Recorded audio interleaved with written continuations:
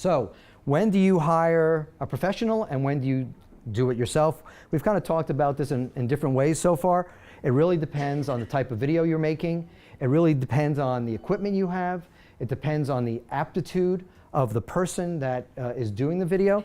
That's going to really help give you a gauge of when it's a time to bring in a professional and where you're going to be putting the content. If you're going to be putting it on your website, it's very different. If it's going to be that first thing you see on the homepage of your website, it's very different than what you're going to be putting in a social share on, let's say, Facebook. So some alternatives that you have. You can, as I talked a little bit before, you can hire a local from a community college, a college student. You can find a recent graduate from a film school in your community.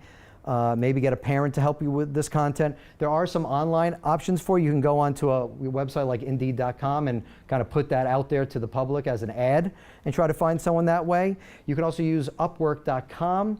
That is really going to come into play only when either you want someone to do some editing for you, if you want someone to do maybe an animated video for you. If you're doing live action, Upwork is a crowdsourcing platform. These are people all over the country, if not over the world. They're not going to be coming to White Plains to shoot a video if they live, you know, in London or they live in San Francisco, let's say. But these are options that are available to you for different levels of service that you might need. There are also what I call video reps. There are organizations that are out there that represent hundreds, if not thousands, of videographers across the country. So you basically go to their site, you say what kind of video you're looking to have done, you tell them where you live or where your organization is, and they will go out and find a videographer in your area, and they will coordinate that entire process. There's a bit of a premium for that because there's a little bit of a middleman, an agent in the process, but this is an option for you.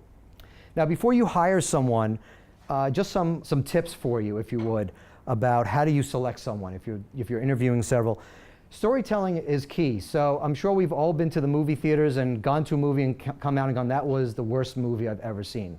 And it wasn't because of the quality of the actors, it wasn't the quality of the location or the quality of how it was shot.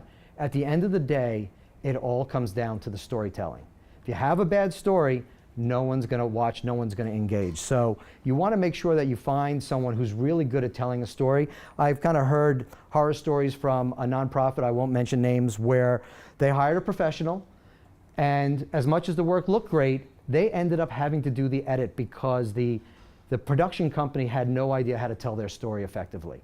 And so the last thing you want to be doing is 3 weeks before your gala, you're in a dark room, spending hours looking through footage to try to figure out how to tell that story. Experience matters. So you want to see samples of their work. Definitely look at their portfolio of work so you have a better sense of what you're going to be getting as your end product, and check their references or video testimonials that they might have on their website.